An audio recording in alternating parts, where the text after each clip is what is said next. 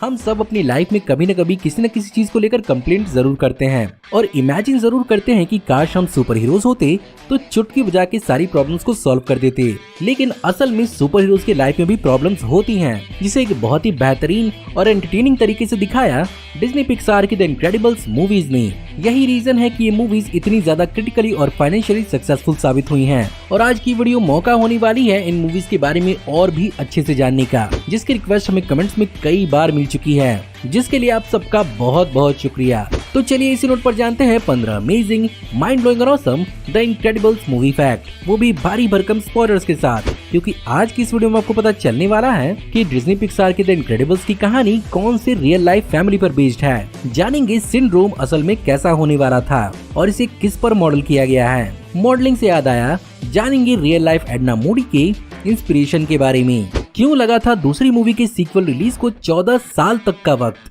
Finally जानेंगे इस movie के क्रिटिकल और फाइनेंशियल अचीवमेंट्स और इनक्रेडिबल्स 3 कब रिलीज होगी। ये और बहुत कुछ आपका इस वीडियो में इंतजार कर रहे हैं, तो देर किस बात की। हे गाइस, मेरा नाम है पंकज सागर और आपका स्वागत है गेमों को हिंदी के एक और फ्रेश वीडियो में। Now without wasting any more time, let's get started. The Incredibles movie का कॉन्सेप्ट एक्चुअली 1993 में ही चालू हो चुका था, जहां पर इस मूवी के राइटर और डायरेक्टर ब्रैड बर्ड एक्चुअली अपने परिवार के साथ 1993 में अपने करियर के एक बहुत ही अनसर्टेन पॉइंट में थे और अपने मिडिल एज लाइफ में एक फिल्म मेकर बनने के एस्पिरेशन को लेकर उनके परिवार में उस दौरान तनाव बना हुआ था। और यही चीज बेसिकली एक इंस्पिरेशन बनी उनके इस कहानी को लिखने के लिए, जिसमें उन्होंने अपने ही परिवार की परछाई को इस कहानी में इस्तेमाल किया है। लकीली उन्हें जल्द ही वार्नर ब्रोस ने द आयरन जायंट मूवी के लिए ऑफर किया और वार्नर ब्रोस के साथ ही इनिशियली ब्रैड बर्ड ने द इनक्रेडिबल्स मूवी को बनाने का प्लान किया था। लेकिन बावजूद द आयरन जायंट के बेहतरीन मूवी होने की, ये मूवी एक बॉक्स ऑफिस फ्लॉप रही, जिसके कारण ब्रैड बर्ड अपनी कहानी के लिए किसी और प्रोडक्शन कंपनी को ढूंढने लगे। फाइनली सन 2000 में उन्होंने अपने दोस्त डिज्नी पिक्सार के जॉन लेस्टर से मुलाकात की, जिन्होंने बेसिकली महा सक्सेसफुल टॉय स्टोरी मूवी बनाई थी। इनिशियली ब्रैड बर्ड इस मूवी को 2D सेल एनिमेशन के रूप में बनाना चाहते थे, लेकिन उन्हें जॉन लेस्टर ने इसे 3D CGI एनिमेशन के रूप में बनाने के लिए इंस्पायर किया। और यहाँ पर डिज्नी ब्रैड बर्ड की आयरन जायंट मूवी की फेलियर की वजह से उन पर भरोसा नहीं कर पा रही थी, जिसके कारण यहाँ पर जॉन लेस्टर ने अपनी तरफ से डिज्नी और पिक्सार को कन्विंस किया। और इस फिल्म के सक्सेसफुल होने के बाद डिज्नी ने उनसे खुद मल्टीपल फिल्म कॉन्ट्रैक्ट साइन करवाया। इस मूवी के अंदर मिस्टर इनक्रेडिबल यानी मिस्टर लाजवाब का सबसे बड़ा दुश्मन साबित हुआ द सिंड्रोम, जो सरप्राइजिंगली पहले मूवी के अंदर एक बहुत बड़ा कैरेक्टर नहीं होने वाला था और वो अपने माइनर ईयर्स में ही मूवी के अंदर खत्म होते हुए दिखाया जाता, जहां पर वो द इनक्रेडिबल्स के घर को उड़ाता हुआ दिखता, जिसमें वो मारा भी जाता। और इस मूवी का मेन विलन एक्चुअली जेरेक नाम का एक कैरेक्टर होने वाला था और वही उन्हें इस सीक्रेट आइलैंड पर ले जाता और पूरे के पूरे परिवार को टॉर्चर करता। बाय द वे, हो सकता है कि आप ये बात न जानते हो कि इस मूवी के अंदर सिंड्रोम के लुक को डायरेक्टर ब्रैड बर्ड के चेहरे पर ही मॉडल किया गया है।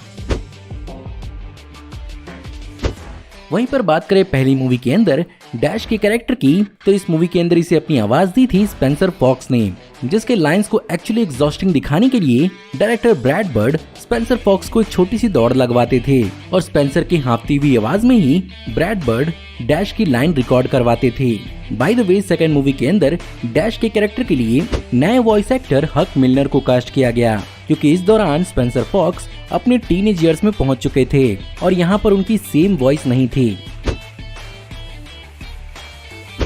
अब इस मूवी के आने से पहले भी पिक्सार ने तकरीबन 5 मूवी पहले ही बनाई थी, लेकिन ये मूवी यूनिक साबित इसलिए हुई क्योंकि यहाँ पर मूवी के मेन फोकस को इंसानों के इर्द गिर्द दिखाया गया था, और तो और फैमिली और कपल इश्यूज के कुछ मैच्योर एलिमेंट्स और तो और कुछ एडल्ट रेफरेंसेस की वजह से इस मूवी को बाकी अब तक रिलीज हुई पिक्सार मूवीज की तरह जी रेटिंग नहीं मिल पाई और ये पहली पिक्सार की मूवी बनी जिसे PG रेटिंग के साथ रिलीज किया गया था।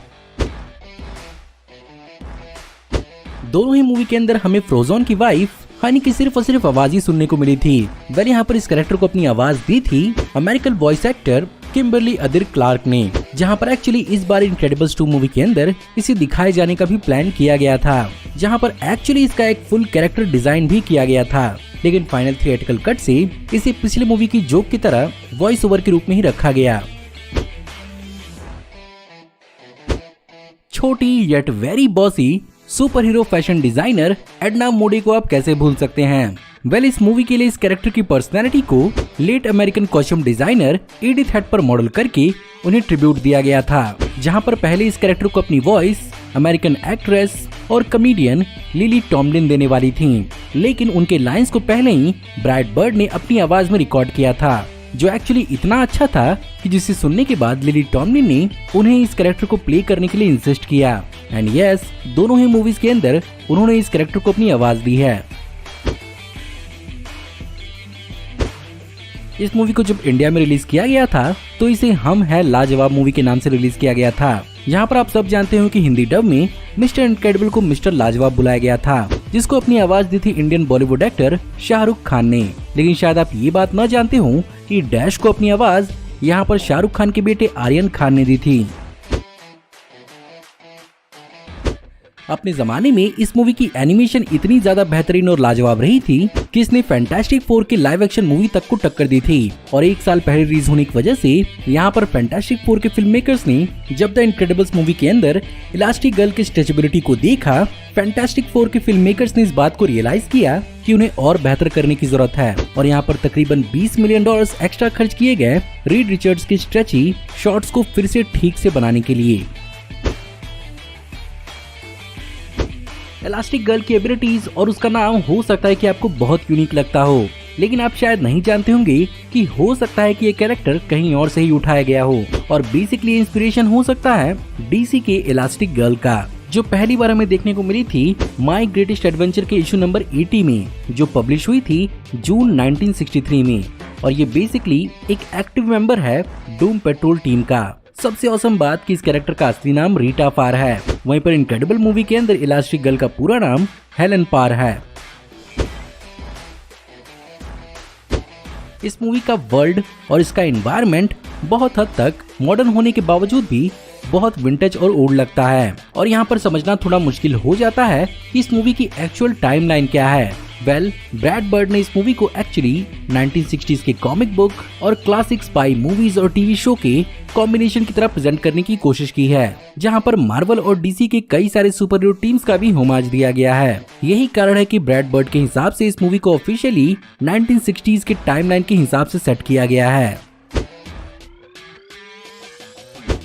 आप में से बहुत सारे लोगों ने ये सवाल तो जरूरी पूछा होगा कि 2004 में इस मूवी का पहला पार्ट आने के बाद सीधे 14 साल बाद यानी 2018 में इस मूवी का सीक्वल क्यों रिलीज किया गया। यहाँ पर इस चीज का सबसे बड़ा रीजन था ट्रिकी एनिमेशन, जहाँ पर एक्चुअली इलास्टिक गर्ल की स्ट्रेचिंग एबिलिटीज और क्लोथ का एनिमेशन एक्चुअली पहली मूवी के अंदर बहुत मुश्किल से हुआ था। यही रीजन है कि पहली मूवी के अंदर किसी भी एक्टिव सुपर हीरो को केप के साथ नहीं दिखाया गया था। जाहिर सी बात है इसी प्रॉब्लम को सीक्वल में सॉल्व करके दिखाया जाना था। ऊपर से ब्रैड बर्ड ने इनक्रेडिबल मूवी के खत्म होने के बाद डिज्नी की दूसरी मूवीज पर काम करना चालू कर दिया था, और उन्होंने इस कहानी को बहुत लेट में डेवलप करना शुरू किया, जहां पर फाइनली 2014 में इसकी सीक्वल मूवी को अनाउंस किया।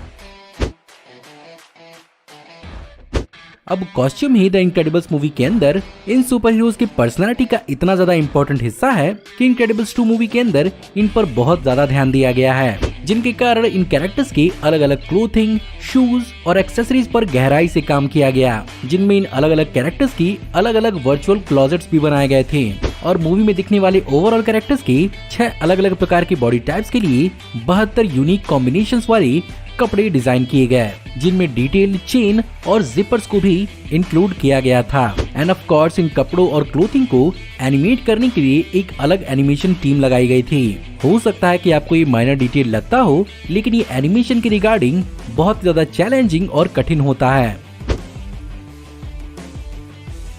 अब चलिए बात करते हैं इन मूवीज के क्रिटिकल और फाइनेंशियल अचीवमेंट्स की, जहां पर इन दोनों मूवीज के कंबाइंड बजट को अगर मिलाएं तो यहाँ पर $292 मिलियन के टोटल बजट पर इस मूवी ने $1.8 बिलियन कमाए हैं, और वहीं पर पहली मूवी को बेस्ट एनिमेटेड फीचर और बेस्ट साउंड एडिटिंग के लिए ऑस्कर अवार्ड भी मिला, लेकिन वहीं पर दूसरी मूवी को ऑस्कर के बेस्ट एनिमेटेड फीचर के लिए नॉमिनेट किया गया था, लेकिन ये बाजी Spiderman into the Spider-Verse movie लेकर चली गई।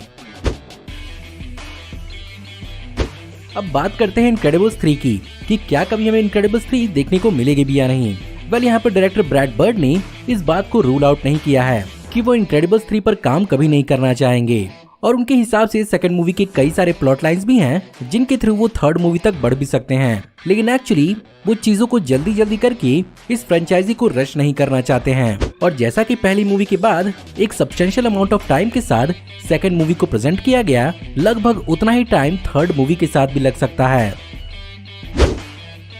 तो गाइस, ये थे 15 अमेजिंग, माइंड ब्लोइंग और awesome the Incredibles movie fact. Of course ये चीज थोड़ी डिसअपॉइंटिंग हो सकती है कि आने वाले बहुत लंबे समय में हमें इनक्रेडिबल 3 देखने को मिल सकता है, लेकिन अगर यहाँ पर डिज्नी का मूड बदल जाए तो वो उसकी कोई स्पिन ऑफ या एक्सक्लूसिव डिज्नी प्लस सीरीज भी लॉन्च कर सकते हैं, जो ऑफ कोर्स एक बहुत अच्छा ऑप्शन हो सकता है इस फ्रेंचाइजी को आगे बढ़ाने का। बाय द वे, अगर आपको आज की वीडियो पसंद आई हो तो प्लीज इस वीडियो को लाइक जरूर करिएगा और हमें कमेंट में जरूर बताइएगा कि आप द इनक्रेडिबल्स मूवी फ्रेंचाइजी के बारे में और क्या क्या जानते हैं। हमारी आने वाली ऐसे ही ऑसम वीडियोस को देखते रहने के लिए हमारे चैनल को सब्सक्राइब करिए, बेल वाले आइकन को दबाइए और हमारी वीडियोस को बिना मिस किए एंजॉय करते रहिए। और अगर आप चाहें तो इस वीडियो के लिंक को अपने दोस्तों ग्रुप्स के बीच में जितना हो सके उतना शेयर करें। Thank you for watching, see you in the next video. Till then take care, good bye.